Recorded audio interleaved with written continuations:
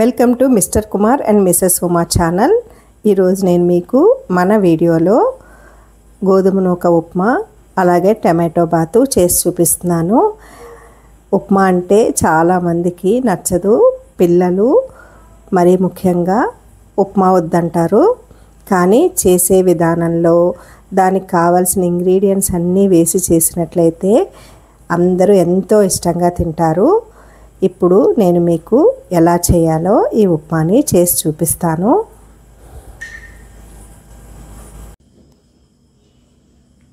చూసారు కదా, చూస్తేనే నోరు ఊరుతుంది.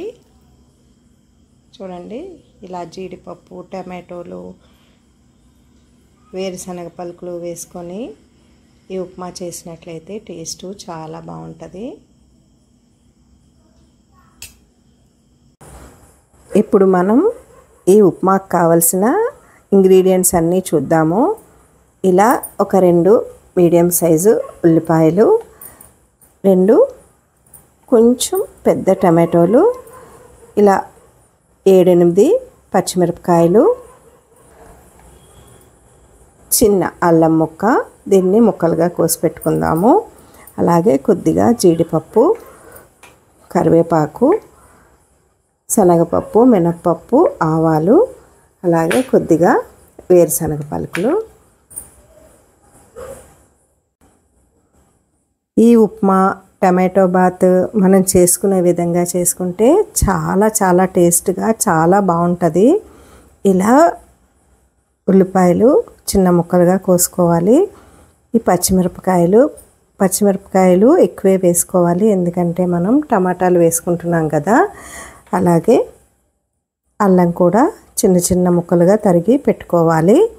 ఇప్పుడు ఈ ఉప్మా ప్రాసెస్లోకి వెళ్ళిపోదాము. ఇప్పుడు స్టవ్ వెలిగించుకొని కళాయి పెట్టుకొని అందులోకి ఆయిల్ వేసుకుందాము. ఉప్మాకి కొద్దిగా ఆయిల్ ఎక్కువ వేసుకుంటే బాగుంటుంది. వద్దు అనుకుంటే తక్కువ వేసుకోండి. ఆయిల్ హీట్ ఎక్కిన తర్వాత ఫ్లేమ్ని సిమ్లో పెట్టుకొని ఇలాగా వేరుశనగ పలుకుల్ని స్లో ఫ్లేమ్లో వేయించుకోవాలి.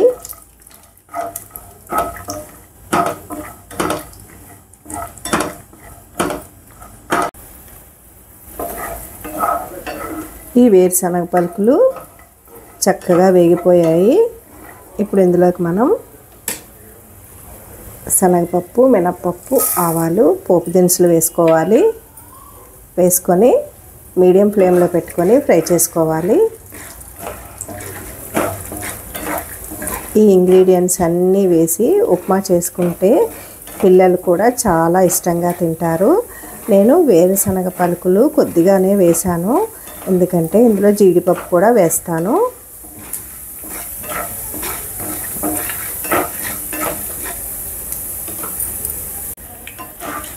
మనం మీడియం ఫ్లేమ్లో ఈ పోపు దినుసుల్ని వేపుకున్నట్లయితే మంచి స్మెల్ వస్తుంది. ఇప్పుడు ఇవి వేగిపోయాయి. ఇందులోకి అల్లం వేసుకుంటున్నాను. అలాగే పచ్చిమిరపకాయ ముక్కల్ని వేసుకొని ఒకసారి బాగా కలుపుకోవాలి. ఇప్పుడు ఫ్లేమ్ని సిమ్లో పెట్టుకోవాలి. పచ్చిమిరపకాయలు హైలో ఉంటే మన మీద తుల్లిపోతూ ఉంటుంది.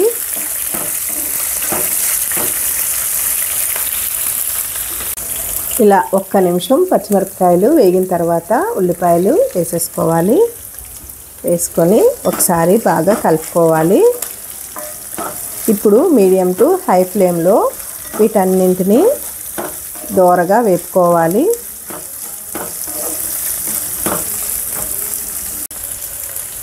ఇప్పుడు కొద్దిగా సాల్ట్ వేసుకుందాము. సాల్ట్ వేసుకుంటే ఉల్లిపాయలు చక్కగా వేగిపోతాయి. ఒకసారి ఉప్పు ఈ ఉల్లిపాయలకి బాగా కలిసేలాగా కలుపుకోవాలి. కలుపుకొని మీడియం టు హై ఫ్లేమ్లో వేపుకోవాలి. ఇప్పుడు కరివేపాకు వేసుకుందాము. వేసుకొని ఒకసారి బాగా కలుపుకోవాలి. ఉప్మాకి కంపల్సరీగా కరివేపాకు ఉండాలి. ఫ్రెష్ కరివేపాకు వేసుకుంటే మంచి స్మెల్తో ఉప్మా టేస్ట్ చాలా బాగుంటుంది.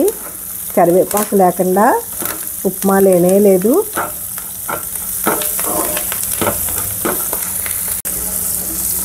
ఇప్పుడు ఇవన్నీ బాగా వేగిపోయాయి. ఇందులో మనం కోసి ఉంచుకున్నాం కదా ఈ టమాటా ముక్కల్ని వేసేసుకోవాలి. వేసుకుని ఒకసారి బాగా కలుపుకోవాలి. బాగా కలుపుకొని మూత పెట్టుకొని సిమ్లోని ఒక 2 నిమిషాల పాటు ఉడికించుకోవాలి. అప్పుడు ఈ టమాటాలు మెత్తగా మగ్గిపోతాయి. ఈ ఉప్మాలో టమాటాలు వేసుకోవడం వల్ల టేస్ట్ చాలా బాగుంటుంది. ఉప్మాలో టమాటాలు వేసుకుంటే ఒక టేస్టు, వేసుకోకుండా కూడా చాలా బాగా చేసుకోవచ్చు. ఇప్పుడు దీనికి మూత పెట్టేసుకొని 1 నిమిషం పాటు మగ్గనిద్దాము. అమ్మయ్య, చూసారా టమాటాలు మెత్తగా మగ్గిపోయాయి. మనం టమాటాలు ఎర్రగా పండిన పళ్ళు తీసుకుంటే చక్కగా మగ్గిపోతాయి.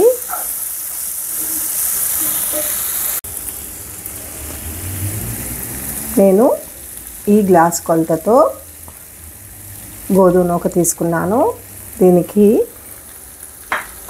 ఏదైనా 1కి 3 గ్లాసులు వేసుకోవాలి. 1 కప్ అయితే 3 కప్పులు, 1 గ్లాస్ అయితే 3 గ్లాసులు నీళ్ళు వేసుకోవాలి.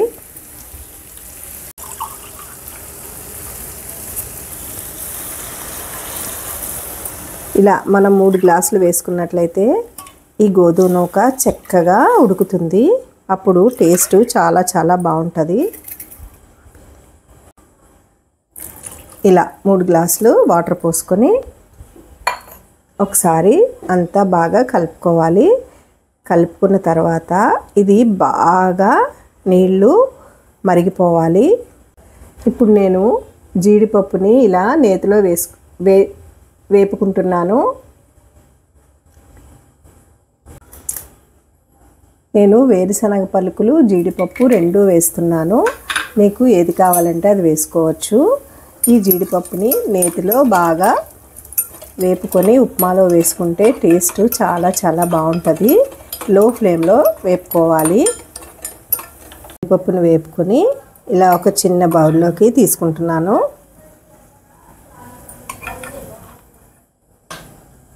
మనం ఇందాక ఉల్లిపాయలు వేపుకునేటప్పుడు ఉప్పు వేసుకున్నాం కదా, ఇప్పుడు ఒకసారి ఉప్పు టేస్ట్ చూసుకొని వేసుకోవాలి. కొద్దిగానే వేసుకున్నాము.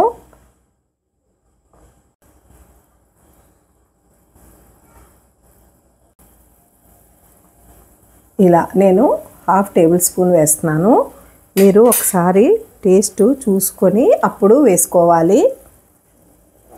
మనకి ఈ ఉప్మాలోకి నీళ్ళు కొంచెం ఉప్పుగానే ఉండాలి, లేకపోతే ఉప్మా చప్పగా ఉంటుంది. ఇలా బాగా నీళ్ళు సలసలా కాగాలన్నమాట. ఎసరు బాగా మరగాలి. ఎసరు బాగా మరిగితేనే ఉప్మా టేస్ట్ చాలా బాగుంటుంది. నీళ్ళు మరిగిన తర్వాత ఫ్లేమ్ని సిమ్లో పెట్టుకొని నూక కొద్దిగా వేసుకోవాలి.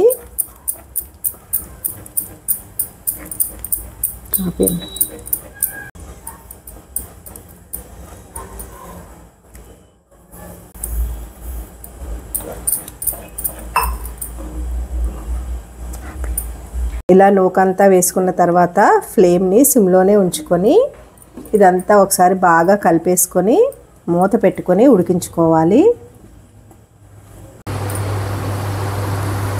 2 నిమిషాల తర్వాత మూత తీసి ఒకసారి కలుపుకోవాలి. మనకి ఉప్మా మెత్తగా రావాలంటే 1 గ్లాస్కి 3.5 గ్లాసులు వేసుకోవాలి. లేదు కొంచెం పొడిలాడుతూ రావాలి అంటే 1కి 3 గ్లాసులు వేసుకున్నట్లయితే కొద్దిగా విడివిడిగా వస్తుంది. మీకు ఎలా కావాలంటే అలా వేసుకోండి.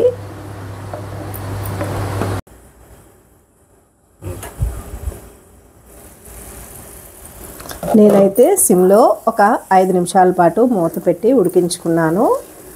వేడిగా ఈ టమాటో బాత్ రెడీ అయిపోయిందండి. ఇప్పుడు స్టవ్ ఆఫ్ చేసుకునే ముందు మనం ఇందాక జీడిపప్పుని వేపుకున్నాం కదా, ఆ నెయ్యిని ఇందులో వేసుకున్నట్లయితే టేస్ట్ చాలా చాలా బాగుంటుంది. ఇది ఇలా వేసుకొని ఒకసారి బాగా కలుపుకోవాలి. నెయ్యి వేసుకోవడం వల్ల ఉప్మా టేస్ట్ చాలా బాగుంటుంది.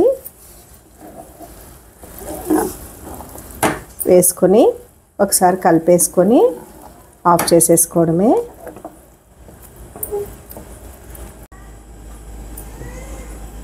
వేడివేడిగా టమాటా బాత్ రెడీ అయిపోయింది. మనం జీడిపప్పుని వేపి ఉంచుకున్నాం కదా, ఇలాగా ఈ ఉప్మా మీద పెట్టుకొని తింటే చాలా బాగుంటుంది. మనం పోపులో వేసేస్తే మెత్తగా అయిపోద్ది. ఈ వీడియో కనుక మీకు నచ్చినట్లయితే లైక్ చేసుకొని సబ్స్క్రైబ్ చేసుకొని సపోర్ట్ చేయండి.